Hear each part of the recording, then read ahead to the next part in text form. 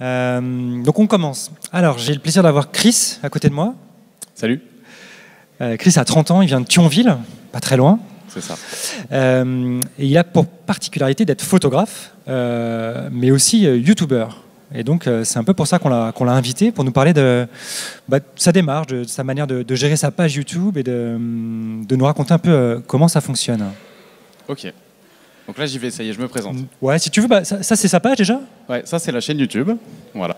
Donc la chaîne YouTube, en fait, je donne des conseils aux gens qui sont qui veulent devenir photographe. Alors pas forcément photographe dans le sens photographe professionnel, mais juste s'épanouir en fait de la photographie.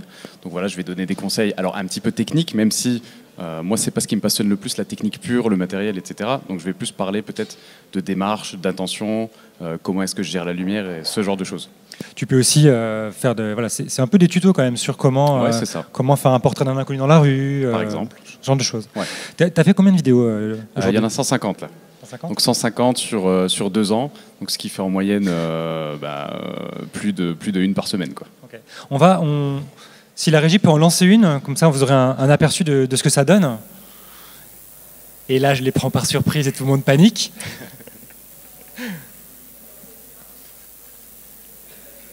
Hello, c'est Chris pour Améliorer ses photos. Aujourd'hui, on est avec Anne, que tu as déjà vu sur la chaîne. Qu'est-ce qu'on va faire, Anne, aujourd'hui? Alors aujourd'hui, on va faire des portraits en plein soleil. Exactement. Donc j'espère que tu es prêt. C'est parti. Let's go. Ryan Little.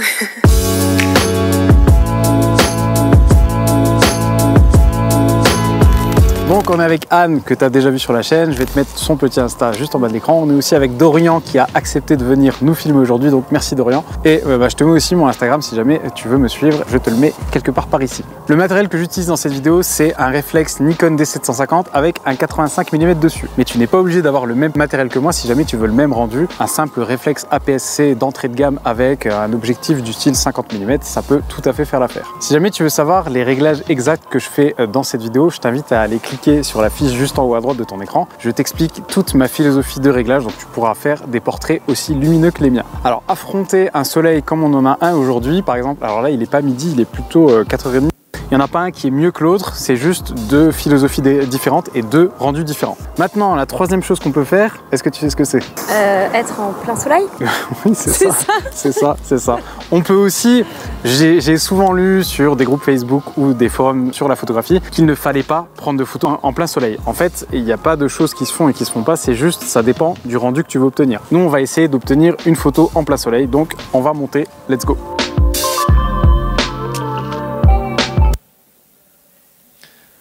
Alors voilà à quoi ça ressemble. Effectivement. C'est punchy, hein? Ouais, c'est partie du jeu, ça? Un petit peu rapide, ouais. On est sur YouTube, il y a quand même une grosse population de gens qui sont plutôt jeunes, donc ils ont l'habitude de consommer un contenu qui est assez rapide, quoi. Alors comment tu fais techniquement pour tourner tes vidéos? Pour les tourner. T'as un copain qui vient avec toi? Voilà. Comment ça se passe? Il y a deux styles de vidéos. Il y a ces vidéos-là où effectivement j'ai besoin d'un vidéaste pour me suivre. Et après, il y a les vidéos que je fais chez moi en facecam où on parle un petit peu plus posé. Donc là, j'ai besoin de personne. Mais effectivement, pour ces vidéos-là, j'ai besoin... on est au moins 3. Donc il y a moi, photographe, la modèle, Anne en l'occurrence ici, et puis quelqu'un qui vient me filmer. Donc en général, c'est un pote. C'est souvent le même, mais pas toujours. Donc en gros, il y a 2-3 potes à moi qui savent faire ça. Donc ils viennent tranquillement pour m'aider. Comment tu prépares tes sujets? Combien de temps tu y passes? Est-ce que tu prépares tout à l'avance? Comment ça se passe? Alors ça dépend. Parfois j'aime bien faire des vidéos un petit peu de sujets d'inspiration, un peu au feeling. Donc il y a une question que je vais me poser, un truc un peu peut-être polémique, et je vais juste parler en laissant les choses venir. T'as un exemple? Non, là comme ça j'en ai pas. Ou alors, est-ce qu'on est tous photographes? Par exemple, est-ce que le fait de posséder un appareil photo numérique de type réflexe ou hybride, est-ce que c'est suffisant pour s'auto-proclamer photographe? Et ça c'est règle d'or sur la chaîne, c'est toujours sans jugement de valeur. Il n'y a pas mieux ou moins bien, il y a juste, on se pose la question. Mais du coup là tu prépares, tu fais 2 colonnes, tu prépares pour, contre et... Non, pas forcément. Je dis un petit peu les idées qui me viennent en tête.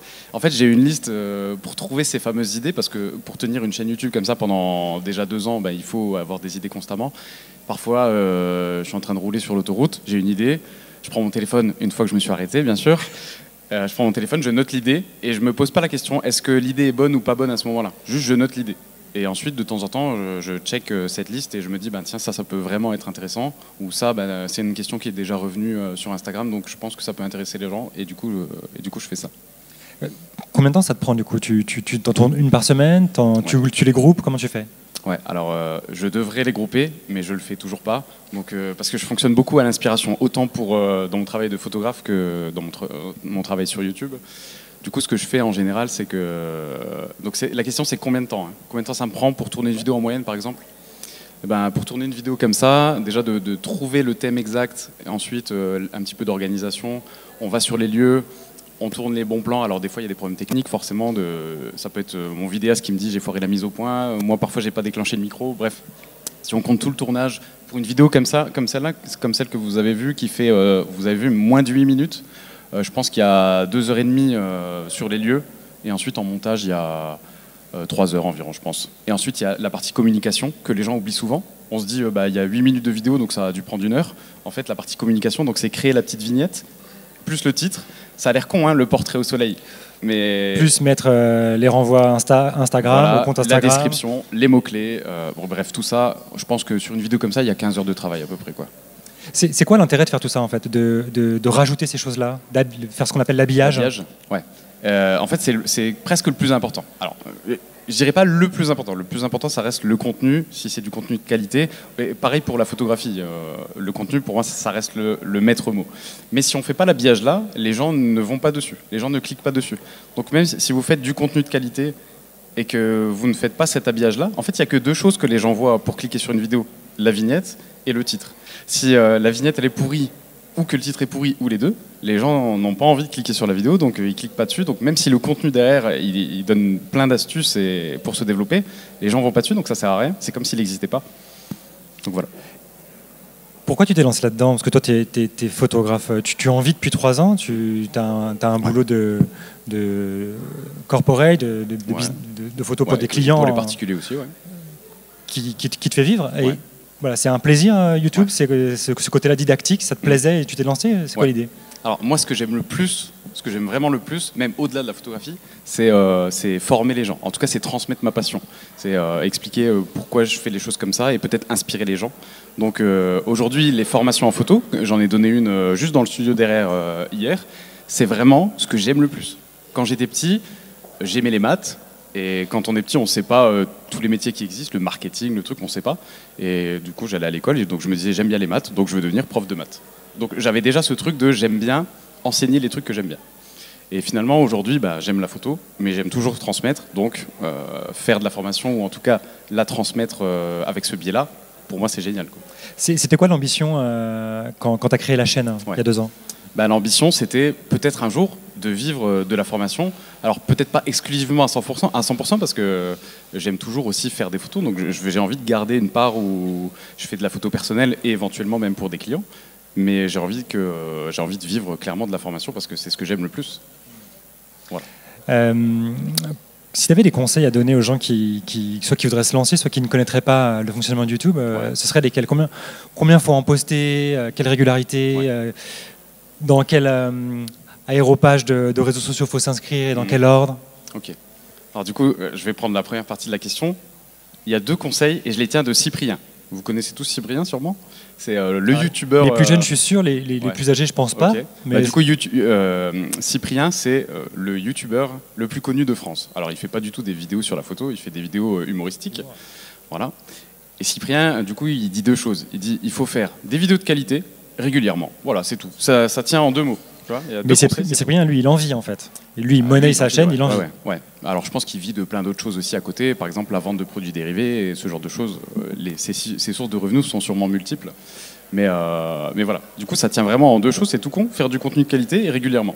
Et ça paraît bête. En fait, faire une vidéo de qualité, entre guillemets, tout le monde peut le faire. Mais c'est le faire régulièrement qui est très très dur, quoi. Parce qu'on a tous le feu et la motivation au début, se lancer dans un projet, j'ai envie de maigrir, j'ai envie de... peu importe. Mais au bout de 2 semaines, au bout d'un mois, au bout de 2 mois, la passion, elle se... Et ce qui est dur, en fait, c'est moi aussi, des fois, l'hiver, j'ai pas envie de sortir pour tourner des vidéos comme ça sous la pluie, j'ai froid, la modèle a froid, on a tous envie de rester chez nous. Mais je le fais quand même parce que j'aime ça et parce que je sais qu'il faut tenir aussi le truc. Et les gens, ils me le demandent sur Instagram. Ça fait 8 jours que tu n'as pas posté de vidéo. Comment ça se fait? Hop, ça me relance un peu. Donc voilà. Ça m'a mis une question, ça, ce ce qu'on appelle ta communauté, du coup, les gens qui te suivent régulièrement. T'as combien d'abonnés à ta chaîne? Est-ce que c'est les mêmes que sur Instagram? Quels sont les ponts comme ça? Alors, je ne sais pas combien j'en ai exactement, mais ça doit être écrit un tout petit peu plus haut. Ça doit être entre 35 et 40 000. Ce qui peut sembler faible, par exemple, face à un Cyprien, mais ce qu'il faut bien avoir en tête, c'est que la photographie, ça reste une niche. C'est pas une niche hyper précise, mais ça reste une niche. Donc, en gros, les tops français, ils ont le double de moi. Ils ont 80 000. Donc, aujourd'hui, à 40 000, on est bien. Et la deuxième partie de la question, c'était quoi? Du coup, est-ce que c'est les mêmes avec Instagram? Quelles sont les passerelles? Ouais. Alors en gros c'est quasiment les mêmes sur Instagram. Donc ceux qui me suivent sur Instagram, soit ils m'ont découvert via Instagram et ensuite ils découvrent la chaîne. Je pense que ça représente à peu près 10 ou 20% des gens qui me suivent sur Insta, mais la grosse majeure partie des gens, c'est les gens qui me suivent sur YouTube et ensuite qui veulent soit voir mes photos, parce que là-dessus je présente beaucoup de conseils, mais je montre un peu moins, enfin je montre pas forcément mes photos. Donc les gens ils ont envie de voir mes photos et surtout peut-être ils ont envie d'une communication un peu plus proche avec moi, peut-être de me parler directement ou de voir un peu les backstage des vidéos, avoir un peu les news de ce qui va bientôt sortir, parce que sur Insta on est vachement plus proche de son public. Sur YouTube on fait une vidéo un peu formaté, tout le monde regarde la même chose, mais sur Insta, on se parle. Des fois, je fais des petits sondages, je regarde un peu c'est quoi les tendances, que veulent entendre les gens dans la prochaine vidéo. Bref, on a vraiment une relation plus proche. Moi, c'est ce que j'aime beaucoup sur Insta. En fait, tu es comme un média, en fait. Tu regardes les tendances et tu essaies de répondre à la demande, en fait. En fait, j'essaie de croiser deux choses. C'est ce que les gens veulent entendre et voir, et ce que moi, j'aime faire. Parce que si je fais des vidéos, les gens ont vraiment envie, par exemple, que je parle d'un sujet précis, mais si moi ça me touche pas, je vais mal le faire. Donc la vidéo, peut-être qu'elle va marcher en termes de nombre de vues, mais moi je perds mon âme en faisant ça. C'est aussi ce que je fais en photographie d'ailleurs. Mais bref, on parle plus de la chaîne YouTube. Voilà, donc j'essaie vraiment de trouver le croisement de ce que moi j'ai envie de raconter et ce que les gens ont envie d'entendre. Donc si on me réclame, j'ai posté donc sur Instagram j'ai posté une petite photo, une story en fait exactement, comme quoi on m'avait prêté un nouveau matériel photo qui est très en vogue, un Nikon Z6. Tous les gens du coup me disent il faut absolument que tu le testes, mais moi en fait le test de matos comme ça, c'est moins voilà. Je vais préférer le tester sur le terrain, donc dans une séance photo par exemple comme ça, et vraiment montrer plus l'aspect pratique plutôt que de dire il a 24 millions de pixels, sa montée en ISO jusqu'à 12 800, elle est parfaite. Voilà. Moi, je préfère être result-oriented. Donc, en gros, ça veut dire que je préfère me dire que la technique, elle est au service de mon résultat. Moi, ce que je veux, c'est faire cette photo-là. Et en fait, cette photo-là, on peut la faire avec des dizaines et des dizaines d'appareils photo différents. Et pas me dire juste la montée en ISO, elle est excellente. Donc, c'est pas ça qui me fait vibrer. Moi, ce qui me fait vibrer, c'est la photographie. Tu te sens comme un influenceur, entre guillemets, ou pas? C'est des termes qui sont un peu à la mode, hein, mais qui... Ouais. Ça fait 3-4 mois maintenant qu'on commence à me dire ça. Moi, j'ai du mal à me sentir influenceur en photographie. Même si je sais que je pense que c'est vrai, mais j'ai du mal à me dire que je suis ça. Parce que moi, il y a 2 ans, j'avais déjà un peu cette philosophie, mais juste, j'avais pas la chaîne YouTube, donc j'étais déjà le même. Maintenant, j'ai juste la chaîne YouTube en plus et on met une autre étiquette sur moi. En fait, je suis toujours le même, donc je me lève le matin, je vais faire caca, tu vois, je mange toujours de la pizza, je suis toujours le même en fait, quoi. Donc ça n'a pas changé. Mais oui, je pense que je le suis quand même. Et est-ce que quand même il n'y a pas une certaine influence des réseaux sociaux sur ton travail, dire que être confronté comme ça au même type d'image, parce qu'on voit bien sur Instagram que ça pointe la photographie dans un certain sens. Ouais. Est-ce que toi, tu restes étanche à ça, ou est-ce que finalement, ça, de manière poreuse, ça te bouge? Je suis influencé par tout ça, ouais. Alors, est-ce que l'influenceur est influencé? C'est ça la question. C'est une bonne question. Je pense qu'il y a une de mes dernières vidéos qui parle exactement de ça, et je ne sais plus laquelle c'est. Bref, je pense que je suis influencé. Je pense de toute façon, on est tous influencés à partir du moment où on mange des images à la télé, dans les affiches, sur les pubs ou sur les réseaux sociaux, peu importe. À partir du moment où on les mange, de manière consciente ou inconsciente, on retransmet ça sur nos photographies.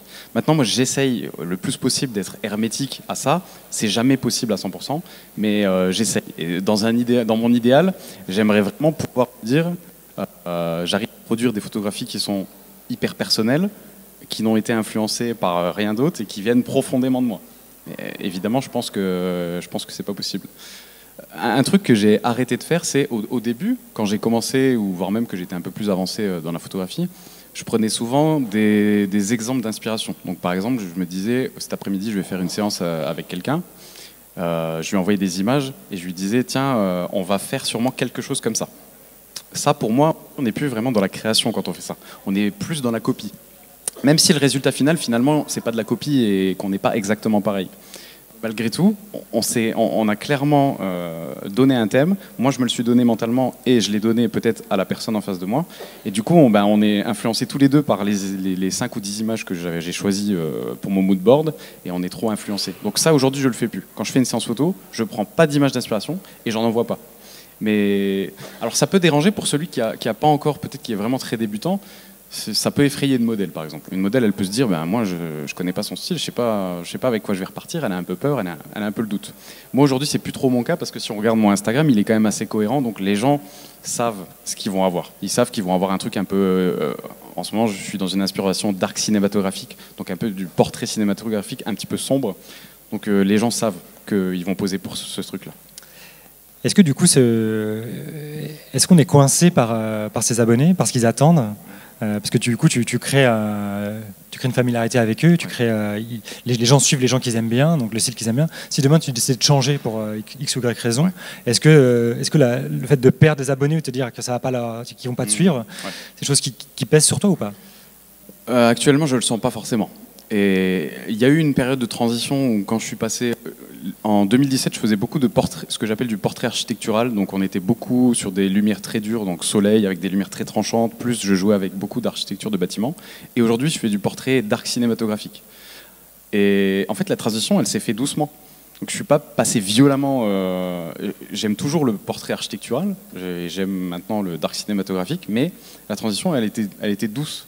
Et je pense que même si voilà, les expositions maintenant elles sont un petit peu plus sombres et que je raconte un petit peu autre chose dans mes images, on reconnaît quand même mon style. J'ai toujours les mêmes idées un petit peu de comment je dirige mes modèles par exemple. Ça c'est toujours la même chose. Donc finalement qu'on soit sur un truc clair ou sur un truc sombre, c'est un point commun entre ces deux styles. Et je pense qu'il y a plein de petites choses à droite à gauche qui font que ça n'a pas changé en fait. Du coup, il y a quand même une cohérence. Même si il y a des choses différentes, il y a quand même une cohérence. Donc, comme la transition elle est douce, du coup, ça perd pas les gens. Les gens, petit à petit, s'habituent au nouveau contenu et du coup, en général, ils accrochent. Et s'il y en a qui partent, de toute façon, il y en a d'autres qui sont revenus entre-temps, mais en général, les gens acceptent bien cette idée, quoi. Tu présentes tout ton travail, c'est-à-dire qu'il y a une différence entre ce que tu fais, le travail de commande, ton travail perso. Ouais. Est-ce que tu mets les mêmes choses sur Instagram, ou est-ce que tu tries? Quel filtre tu as? Ok. Alors, sur Instagram, je ne poste que mes photos personnelles avec des modèles. J'aime pas trop le terme modèle, moi j'aime bien le terme humain, mais je dis modèle parce que ça permet aux gens de bien comprendre que je prends quelqu'un pour faire ça. Et donc sur Insta, je communique que sur la photographie personnelle avec des modèles, parce que les gens qui me suivent sur YouTube et sur Insta, c'est ce qu'ils veulent voir, et moi en plus c'est là-dessus que je préfère poster ce genre de choses. Maintenant sur Facebook, je poste que des photos de mariage. Donc ça va être tout ce qui est autour de l'amour. Donc ça peut être des enterrements de vie de jeune fille, ça peut être du mariage, une séance engagement en amoureux, ce genre de choses. Et après sur LinkedIn par exemple, là on est sur un réseau social plus corporate. Pro, ouais. Voilà. Donc là du coup je vais poster que des images pro. Donc des photos en studio pour du corporate, de la photographie immobilière, des choses comme ça quoi. Et les gens sont pas perdus. En fait on peut faire plein de choses. C'est juste que comme j'utilise un canal de communication par style en quelque sorte, les gens du coup tout est cohérent. Celui qui me suit sur LinkedIn, il a que des photos corpo. C'est des communautés qui se recoupent pas forcément en plus du coup. Ouais, c'est ça. Les gens qui me suivent sur Instagram, ils en ont rien à foutre de ce que je fais sur LinkedIn, vraiment. Combien de temps tu y passes du coup? Parce que là ça fait Instagram, LinkedIn, Facebook, ta chaîne YouTube. Ouais. C'est un vrai taf en fait ça. Ouais, c'est la communication. D'ailleurs, il y a des gens qui aimeraient bien devenir photographe professionnel. Le premier conseil que je pourrais vous donner, c'est de d'abord penser à la communication et au marketing avant même de penser à la photo. Moi, je me disais, si je me lance en tant que pro, c'est génial parce que je vais faire de la photo tout le temps. En fait, si on prend ce que je bosse une semaine, il y a peut-être 5% où j'ai fait de la prise de vue et tout le reste c'est de la retouche, parler avec mes clients, entretenir mes réseaux sociaux et tout ça quoi. Donc la communication et le marketing, en fait, quand on a une boîte, même de manière générale, même sans parler de photographie, c'est toujours le plus important. Et j'ai oublié ta question, du coup, j'espère que j'ai répondu. Oui, le temps, c'est bon. YouTube, c'est devenu nécessaire, obligatoire. Tu peux plus lâcher maintenant que tu as mis le pied dedans, ou quelque part, ça reste un plaisir et un plus, ou ça fait partie maintenant de ce que tu es et tu es tellement identifié que tu peux plus arrêter.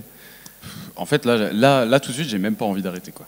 Donc, enfin, j'ai envie, cette année, en photographie et en vidéo, j'ai envie de produire un peu moins de contenu, donc peut-être plus une vidéo par semaine, mais peut-être une toutes les 2 semaines, mais juste de peut-être me faire un script un peu plus solide, donc peut-être d'imaginer déjà toutes les objections que vont avoir mon audience pour pouvoir y répondre, pas forcément objections dans le sens négatif du terme, mais juste pour pouvoir faire des vidéos vraiment complètes. Et donc voilà, juste de baisser un petit peu peut-être le temps que je passais dessus sur une semaine, essayer de le mettre sur 2 semaines, voire un petit peu plus vu que je veux faire des trucs un peu complets.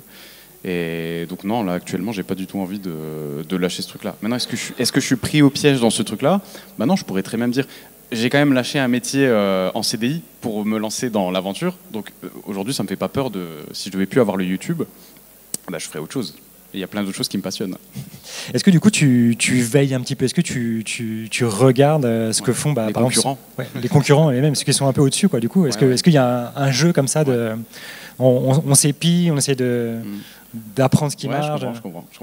Alors ouais, je le fais parce que je consomme du contenu YouTube depuis très longtemps. Donc avant de lancer ma chaîne YouTube, je regardais tous les YouTubeurs francophones qui parlaient de photographie et beaucoup anglophones aussi. Et je le fais toujours aujourd'hui parce que j'aime toujours la photo. Donc j'aime toujours consommer du contenu sur YouTube à propos de la photo. Donc oui, je le fais toujours. Maintenant, c'est ma concurrence. C'est vrai que c'est ma concurrence en soi.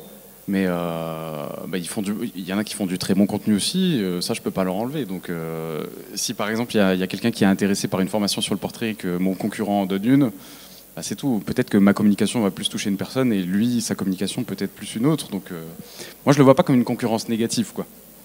Est-ce que aussi, tu parlais au début de cette conférence de l'importance de faire des bonnes vidéos, comme disait Cyprien. L'idée que tu as, toi, d'une bonne vidéo, elle est très marquée par ta génération. Et elle s'adresse à une audience qui est aussi consommeuse de YouTube et de tutos sur YouTube, ou en tout cas de chaînes de ce type-là, un peu pro. Est-ce que tu as envie parfois d'ouvrir un peu ce champ-là, ou de rester sur des formats très courts qui fonctionnent, entre 7 et 15 minutes maxi, très punchy comme on l'a vu, où le montage est avec beaucoup de cuts, où c'est très dynamique, c'est à la pêche, ce qui n'est pas du tout forcément les habitudes de Monsieur Tout le Monde en fait. Voilà. Ou est-ce que tu restes dans ta génération et dans cette audience-là? Alors moi, le contenu que je consomme, il ressemble beaucoup à ce que je fais en termes de dynamisme. Et donc ça veut dire que si je consomme ça, ça veut dire que c'est ce que j'aime. Donc comme c'est ce que j'aime, c'est ce que j'ai envie de faire. Donc effectivement, j'ai envie de rester sur un truc généralement moins de 10 minutes. Ok, c'est bon, ça va. On est souvent moins de 10 minutes, donc ça va. Mais là, par exemple, tu vois, est-ce que de temps en temps, j'ai envie d'en sortir? De temps en temps, j'ai envie de respirer un peu. J'ai envie de m'autoriser peut-être un sujet qui va moins bien marcher, mais parce que ça me tient à cœur d'en parler et peut-être d'ouvrir l'esprit des gens sur autre chose. Et du coup, par exemple, la dernière qui est sortie, on discute photo avec une modèle. C'est absolument pas putaclic. On ne sait pas de quoi on va parler. Donc, ça marche peut-être moins bien, voilà. Bon là ça fait 6500 vues, ce qui est plutôt moyenne basse on va dire. C'est plutôt moyenne basse, mais c'est pas grave. En plus ça fait 17 minutes, donc c'est beaucoup plus long. Il y a toujours des cuts, mais on est sur un truc beaucoup moins dynamique. On est tous les deux posés tranquillement, on se parle. Mais voilà, moi j'avais envie de le faire. Je trouve que Lorelai, la personne que je présente dans la vidéo, elle est super intéressante. Elle a plein de valeurs ajoutées aux gens. Donc si j'attire pas les gens avec ma miniature, là tant pis. Mais par contre les gens qui ont consommé, ils étaient contents. Et il n'y a que des commentaires positifs dessus. Donc voilà, ça fait du bien aussi. En fait, il y a 2 styles de vidéos. Il y a les dessous de YouTube, ça y est, c'est parti. Il y a donc la dernière vidéo là, ça c'est ce que j'appellerais une vidéo communautaire. Donc en fait, c'est pour faire plaisir aux gens qui me suivent foncièrement. Les vrais fidèles, en fait, eux, ils s'en foutent que ma vidéo, ma miniature, ce soit de la merde. Ils vont cliquer de toute façon. Donc il y en a beaucoup, parmi les 6500, il y en a sûrement beaucoup, c'est ça. Et l'avant-dernière, celle qui s'appelle APS-C versus full frame. Si vous êtes des photographes dans l'assemblée, vous avez tout compris déjà. Vous savez que c'est un sujet qui est très polémique. Tu peux expliquer pour ceux qui ne seraient pas photographes Ok. Alors, APS-C et full frame, c'est une taille de capteur. Donc les full frame, c'est un capteur. Dans les appareils photo, il y a des capteurs numériques pour capturer l'image. Les full frame, c'est des capteurs qui sont plus grands. Les APS-C, c'est des capteurs qui sont plus petits. Donc voilà, il y a beaucoup de préjugés autour de ça. Les capteurs plus petits font des moins bonnes photos, blablabla. Donc moi, du coup, ma vidéo, je donne mon ressenti sur APS-C versus full frame. Donc ça, du coup, ça fait 28 000 vues, par exemple. Il y a énormément... Donc ça, c'est pas... Voilà, je résume un peu. La première vidéo, c'est ce que j'appelle une vidéo communautaire. Je fais plaisir aux gens qui me suivent. La vidéo APS-C versus full frame, je fais une vidéo découverte. Ça va être propulsé par YouTube et YouTube va me mettre en avant. Tiens, toi, j'ai repéré que tu aimais bien la photographie. Regarde, il y a Améliorer ses photos qui fait une vidéo qui va sûrement te plaire. Voilà. C'est pour ça qu'il y a beaucoup plus de gens qui tombent là-dessus que sur l'autre. Mais je fais un peu les deux. J'aime bien faire les deux, donc je fais un peu les deux. Et puis c'est nécessaire aussi pour la croissance de la chaîne de faire les deux. Le côté marketing, là, de faire des vidéos qui ne sont pas communautaires, mais qui sont plutôt grand public et qui vont être propulsées, comme tu dis, il se retrouve dans le choix de ton titre, Améliorer sa photo, comme nom de chaîne. Ouais. C'était bien pensé. Ouais, mais je le regrette aujourd'hui. Pourquoi ? Alors, effectivement, il était pensé pour les mots-clés, en fait. Je me suis dit, quelqu'un qui tape à améliorer ses photos sur YouTube ou sur Google, et il y a tant de chances qu'il tombe sur la chaîne. Mais aujourd'hui, j'ai pas envie qu'on m'associe trop à la photo, parce que de temps en temps, par exemple, j'ai envie de parler de vidéo. Je me dis toujours, ouais, mais la chaîne s'appelle Améliorer ses photos, donc il y a un petit décalage. Alors je le fais, c'est très rare, mais je le fais. Mais je me dis peut-être à l'avenir, j'aurais envie d'ouvrir encore un petit peu ça, peut-être parler un peu plus d'art, j'en sais rien, ou plus de vidéos de manière générale. Et du coup, je me dis, le titre, maintenant, il me bloque un peu tout seul dans le truc. En plus de ça, mon nom de photographe, c'est Some Picture. Et du coup, je me dis, j'aurais peut-être aussi mieux fait de tout regrouper sur la même enseigne. Parce que maintenant, j'ai Some Picture. Alors, Some Picture, c'est mon travail de photographe professionnel et personnel. Donc, c'est les mariages, les événements corporate, les portraits, etc. Et Améliorer ses photos, c'est la formation. Et aujourd'hui, en fait. Mais bon, on verra. Est-ce que tu as été approché pour une certaine monétisation de ta chaîne ou du placement produit ou par des marques, parce qu'il y a beaucoup de fantasmes par rapport à ça et par rapport aux influenceurs, mais on sait que les marques placent des choses comme ça. Est-ce que toi, ça a été le cas ? Alors, quelle heure il est là ? 15h30. Dans 2 heures, il y a une vidéo qui sort et c'est effectivement un placement de produit. Mais du coup, c'est vrai, il ne le savait pas.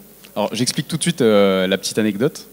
En fait, il y a 3-4 mois à peu près, quand je retouchais des centaines de photos, je commençais un peu à avoir mal aux yeux. J'étais super fatigué, je voyais mal mon écran, donc je me suis dit, je vais aller chez l'ophtalmo, on verra bien ce qu'il va dire. Et, il m'a prescrit une petite paire de lunettes pour retoucher les photos.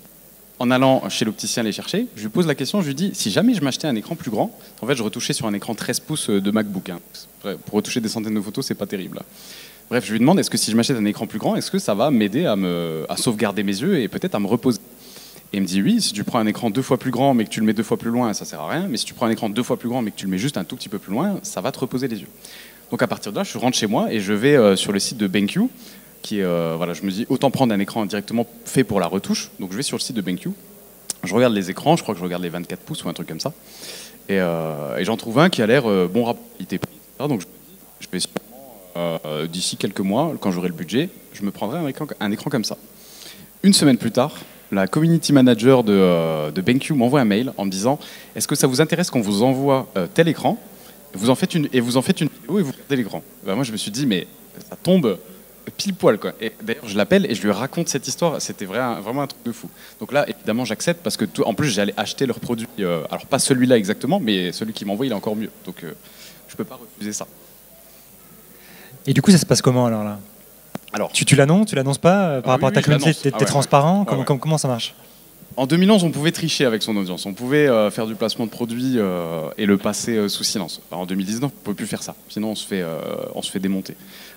Une chaîne YouTube comme ça, avec 150 vidéos en 2 ans, ça prend un temps monstre à construire. On ne va pas la détruire en mentant à sa communauté. Donc je suis transparent tout de suite, je raconte cette anecdote dans la vidéo, donc du coup je suis transparent avec ça. Maintenant, j'ai pas envie que les gens se disent...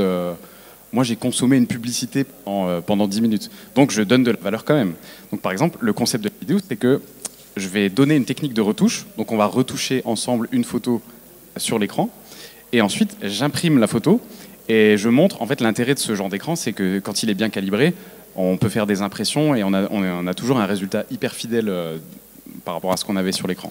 Donc là, du coup, je présente l'écran. Ensuite, je retouche une photo en direct, et ensuite après j'imprime la photo et je prouve en fait que ça marche super bien.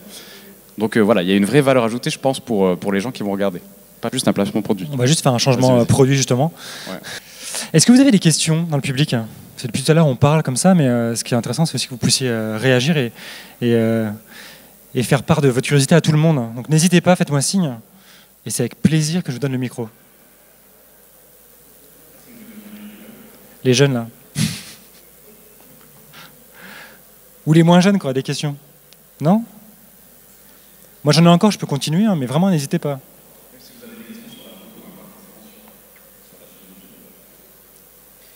Bon, où est le Turc? C'est lui qui fait les questions d'habitude.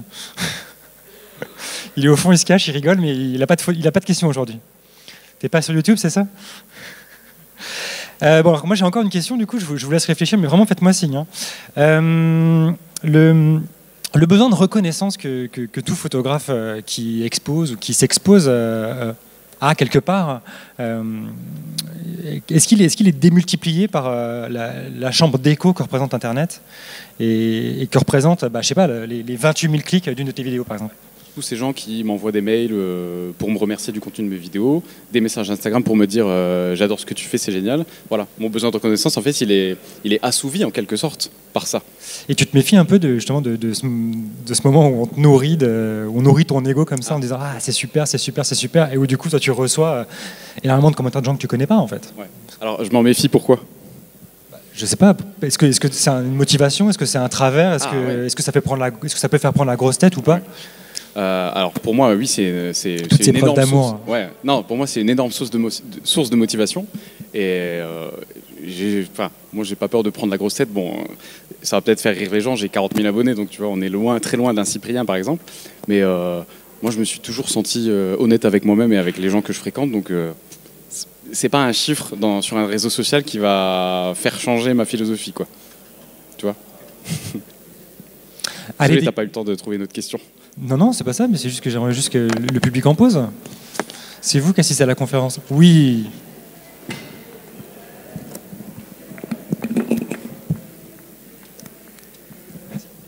Voilà, bonjour. J'ai une question par rapport aux médias. Donc là, on est sur de la vidéo. Que pensez-vous de personnes qui communiquent dans l'univers de la photo, mais avec l'aide d'un autre support? Par exemple, le support papier avec des photos simplement. Donc là, on est sur 10 minutes, sur 13 minutes, sur des fois 2 minutes 30, 4 minutes. Pensez-vous que vous pouvez passer plus d'informations à travers ce choix de la vidéo qu'à travers du texte agrémenté de photos?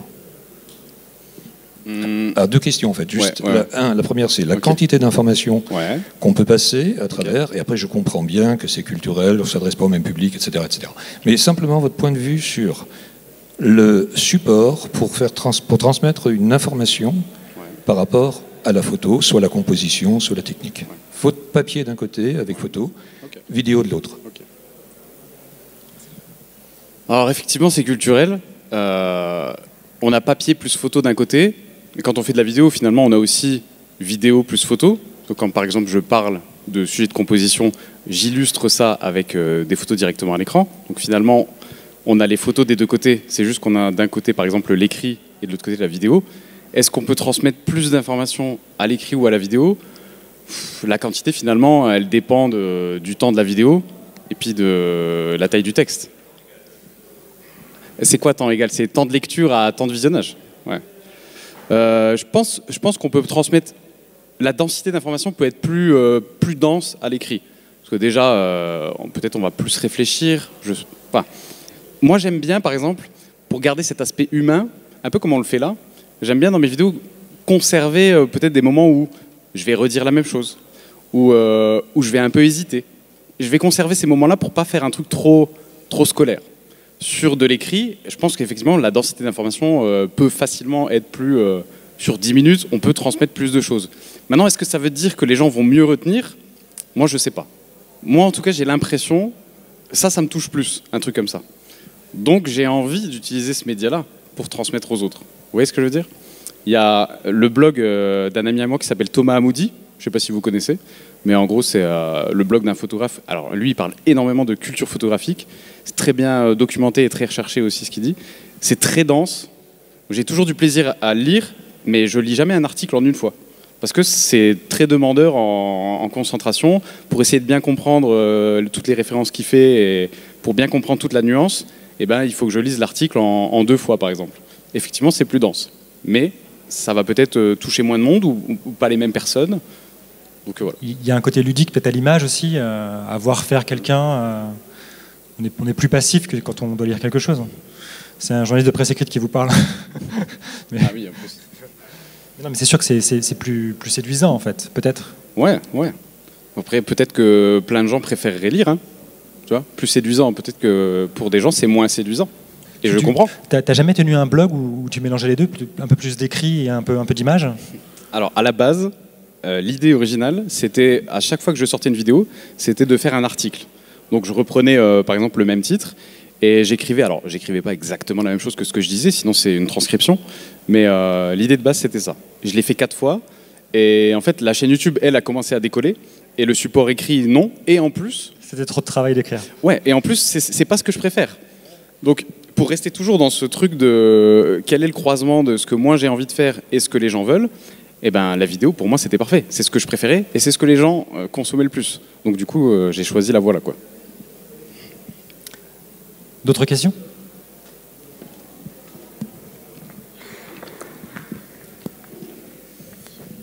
Bonjour.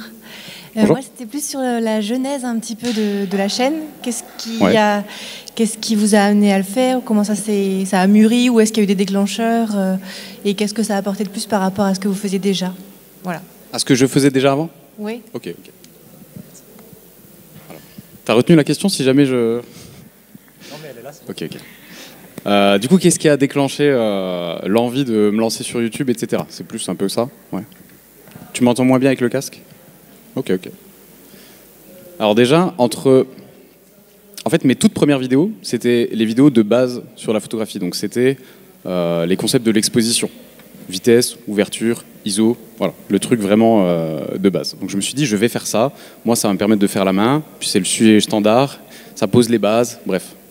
Entre le moment où j'ai terminé de tourner cette série, donc c'était une série de 4 vidéos, la première sur l'expo, la deuxième sur le temps, la troisième sur l'ouverture et la quatrième sur les ISO. Quand j'ai terminé d'avoir entièrement tourné et monté les 4 vidéos, il s'est passé 4 mois entre le moment où je les ai terminées et le moment où je les ai publiées. Parce que c'était le temps qu'il m'a fallu pour accepter de mettre mon image publique. Non mais c'est vrai. Ça faisait 10 ans que je consommais du contenu sur YouTube, donc les commentaires négatifs, à partir du moment où quelqu'un commence à avoir un peu d'abonnés, je savais que ça allait me tomber dessus. Tu voulais pas de troll, c'est ça? C'est pas que j'en veux pas, je savais que ça allait arriver. Donc les 4 mois-là ont permis l'acceptation. Accepter qu'un jour ça va arriver, qu'on va me critiquer pour ce que j'ai dit, qu'on va me critiquer physiquement. Et c'est arrivé. Alors ça arrive rarement, heureusement, physiquement. C'est arrivé une fois ou deux, mais bon. Et les commentaires négatifs sont toujours là. Et on est sur YouTube, en fait, il faut juste l'accepter. Donc les 4 mois-là, ils ont vraiment servi à l'acceptation de ce truc-là. Ensuite, le déclencheur, je pense qu'en fait, j'ai toujours voulu faire du YouTube. Pendant un moment, j'avais une chaîne de gaming. Voilà, comme beaucoup de gens qui sont un jour lancés sur YouTube, ils ont eu un passé où ils ont eu une chaîne de gaming. Moi, j'en ai eu une aussi. Donc en fait, j'ai toujours aimé le média YouTube en tant que consommateur. Et je pense qu'au fond de moi, j'ai toujours eu envie de faire ces vidéos-là. Et du coup, j'aimais la photographie, j'avais envie de faire du YouTube, ça marchait bien. Comment tu te protèges de la négativité qui peut émaner des commentaires? Tu les lis pas, tu les lis, comment tu fais? Alors, pendant la première année, je lisais tous les commentaires et je répondais à tous les commentaires. Ouais. Donc ça me demandait, par exemple, quand je postais une vidéo le soir à 17h30, eh ben, j'y retournais à minuit et je répondais à tout le monde. Donc ça prenait au moins 1 heure et je refaisais la même chose le lendemain, parce qu'il y a des gens qui consomment le lendemain. J'ai fait ça pendant 1 an et surtout que la première année, je postais 2 vidéos par semaine. Hein. Donc il fallait carburer. Maintenant, ensuite, il y a eu une période où je lisais tout et je répondais qu'à certains. Et aujourd'hui, je ne lis plus tout. Et de toute façon, je ne peux plus lire tout humainement. Et je réponds en général juste... On va dire dans la première heure. Donc dans la première heure, il y a une certaine partie des abonnés qui voient la vidéo, ils viennent dessus, certains commentent, je réponds en général à ces gens-là.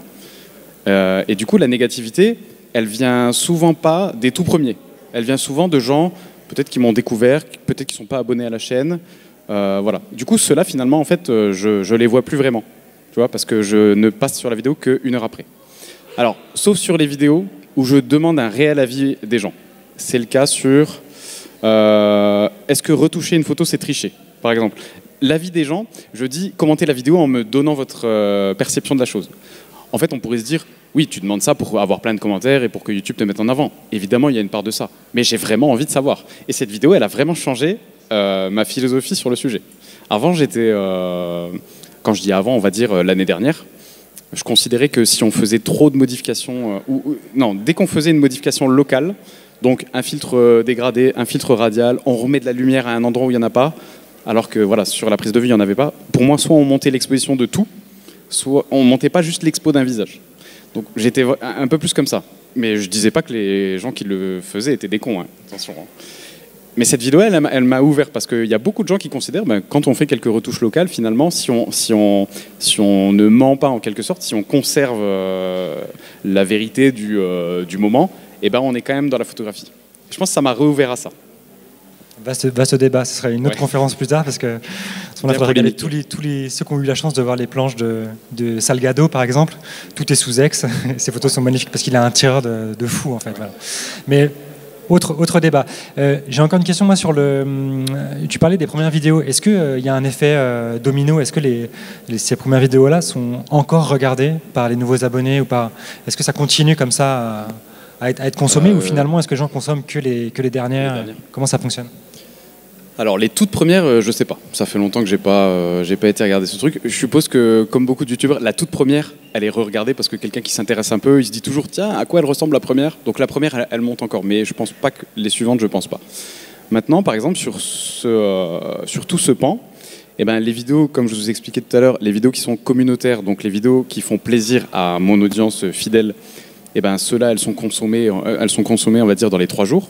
Donc la dernière, qui est une vidéo communautaire, elle fait 6500 vues. Elle a dû atteindre 6000 vues les 3 premiers jours. Et ensuite, là, elle va plus monter, ou alors de manière très rare. Celles qui continuent de monter, c'est les petites vidéos qui sont... quel terme j'ai utilisé tout à l'heure, je sais plus. Les vidéos découvertes, en fait, des gens un petit peu, peut-être sur des sujets plus grand public, comme APS-C versus Fullframe. Celle-là, de toute façon, YouTube... il sait que c'est une vidéo qui marche bien pour les gens qui commencent à s'intéresser à la photo. Donc, c'est des points d'entrée pour les nouveaux abonnés, ce genre de vidéo. Tu disais tout à l'heure que ce n'était pas humainement possible de réagir aux commentaires maintenant. Ouais. Ça représente quoi comme ordre d'idée de nombre de commentaires? Il y a 150 vidéos.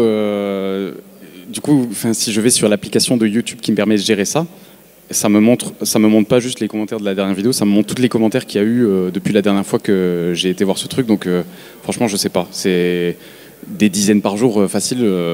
Peut-être les jours où il y a le moins, peut-être, je sais pas, 20 commentaires, et les jours où il y a le plus, peut-être 100 par jour. Donc voilà. Et il y a Instagram aussi de l'autre côté. En fait, les deux sur lesquels je suis vraiment présent, c'est YouTube et Instagram. Et du coup, là sur Instagram, c'est pareil. Sur Instagram, même si je suis un peu moins suivi sur Instagram. Mais comme c'est plus direct, les gens ont plus facilement tendance à m'envoyer un message direct. Donc là, ma boîte Instagram, de toute façon, c'est je peux pas. Et franchement, des fois, je lis des trucs, ça me fait mal au cœur de pas répondre. Mais si je me dis, lui, il méritait que je lui réponde. Mais si lui mérite que je lui réponde, il y en a 150 autres derrière qui méritent que je leur réponde.